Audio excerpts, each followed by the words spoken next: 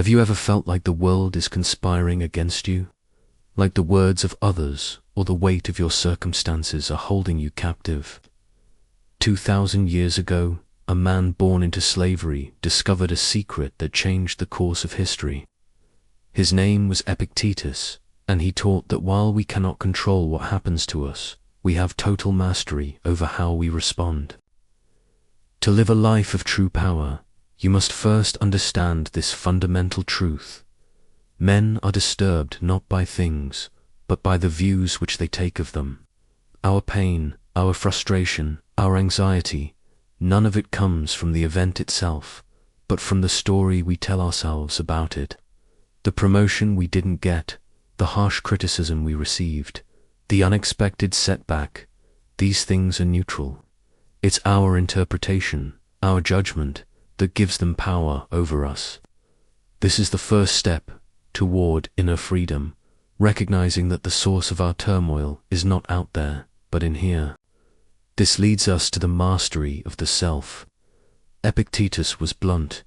No man is truly free who is not master of himself. Think about that. If anyone is capable of angering you, have they not, in that moment, become your master? They have a remote control to your emotions. They can disturb you, throw you off balance, and dictate your state of mind. But only when you permit yourself to be disturbed by them. You are handing them the keys to your inner peace. So how do we reclaim this power? Epictetus offers a brilliant and surprisingly modern technique. When someone speaks ill of you, don't waste your energy making excuses or defending your honor. That just validates their attack and shows it got under your skin. Instead, smile and answer, "He clearly was ignorant of my other faults. Otherwise he would not have mentioned these alone." By laughing at yourself, you instantly disarm the critic and reclaim your power. He who laughs at himself never runs out of things to laugh at. You show that your self-worth isn't tied to their opinion. You are above the fray. This level of self-mastery is a form of education, the education of the soul. Epictetus believed that only the educated are free, but he wasn't talking about degrees or academic titles. He was talking about the maturity of your reactions. He lays out 3 stages of this education. First, to accuse others for your own misfortune is a sign of a complete lack of education. This is the default state for many people. It's the boss's fault, the economy's fault, my parents' fault. It's a state of powerlessness. Second, to accuse yourself shows that your education has begun. This is a crucial step. You start taking responsibility. You realize your choices and reactions play a role. It's painful, but it's where growth starts. But the final stage, the ultimate goal, is to accuse neither yourself nor others. This shows that your education is complete.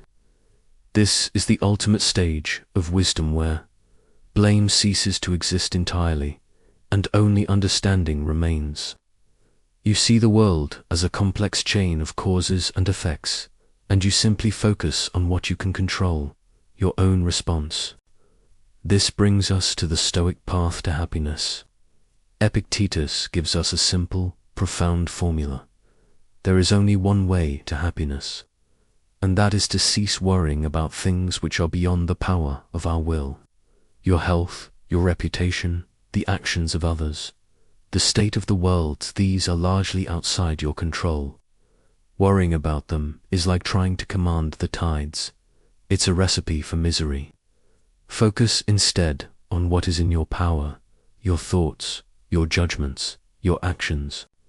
He reminds us that we have 2 ears and 1 mouth for a reason, so that we can listen twice as much as we speak. We should listen to reality, listen to what is, rather than constantly projecting our desires and complaints onto it. True wealth, he taught, consists not in having great possessions, but in having few wants. A wise person doesn't grieve for what they don't have. They rejoice for what they do have. If you seek the good, Stop looking for it in external things, in that new car, that bigger house, that social media validation. Seek it within yourself. Of course, life is not always easy. It's filled with challenges. But for a Stoic, this is where the real work begins. The greater the difficulty, the more glory there is in surmounting it. Skillful pilots gain their reputation from storms and tempests, not from calm seas.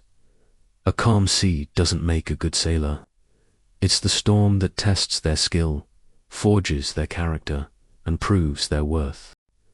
So, on the occasion of every accident that befalls you, a job loss, a betrayal, a failure, remember to turn inward and ask, what power do I have for turning this to use? Difficulty shows what men are. Circumstances do not make the man.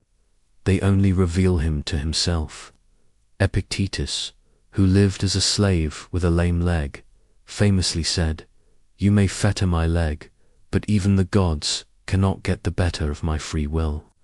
Your body can be constrained, but your mind, your will, your soul, that is unconquerable unless you surrender it.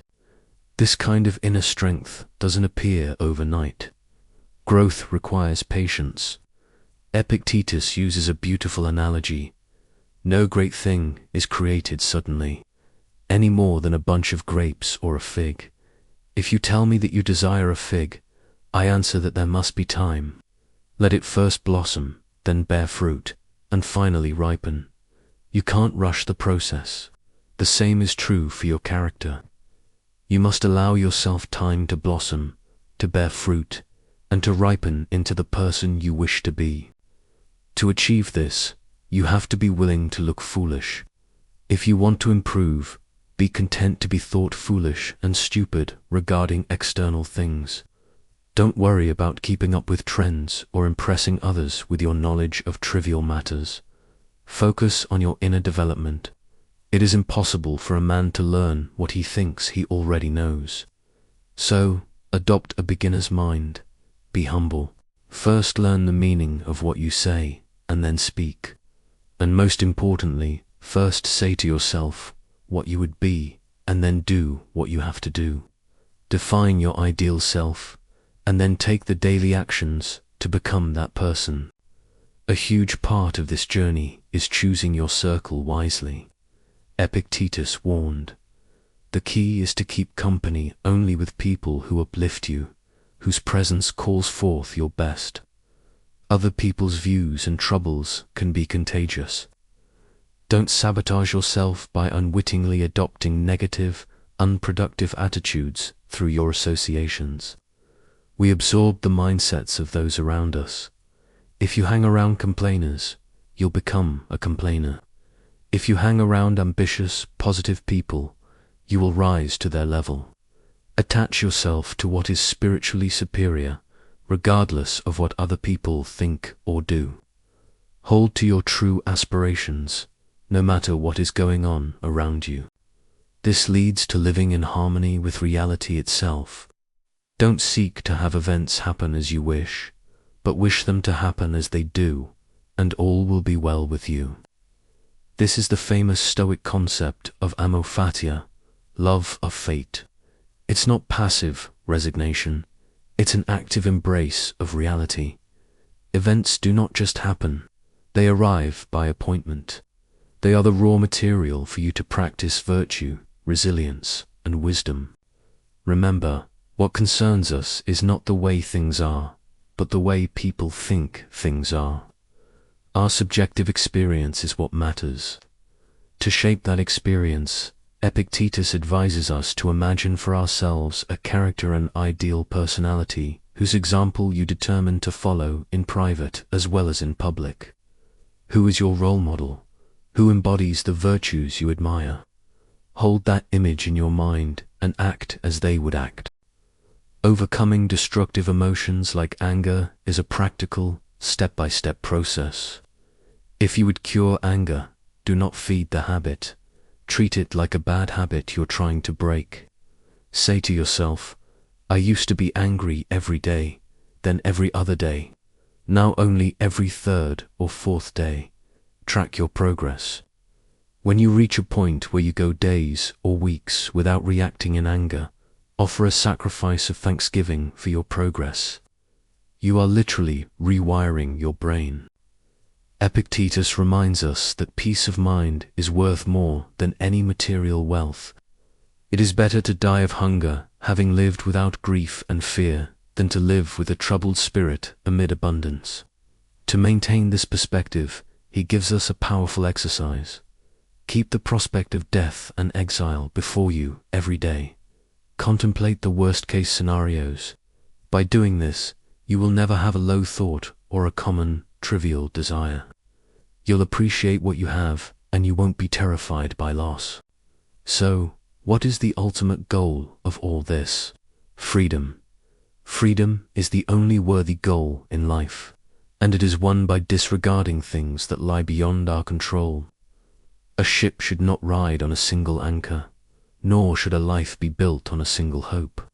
Diversify your sources of joy and meaning so that the loss of one thing doesn't sink you. In the end, it all comes back to you. Know first who you are, and then adorn yourself accordingly. Your actions should align with your identity. If you would be a reader, read. If you would be a writer, write. Don't just talk about it, be about it. Do nothing for appearance's sake, but do everything for the sake of having done right. This is the essence of philosophy, that a person should so live that their happiness shall depend as little as possible on external things. Be the master of your mind, and you will be the master of your life. Thanks for watching. If these ideas resonated with you, hit that like button and subscribe for more wisdom on living a better life.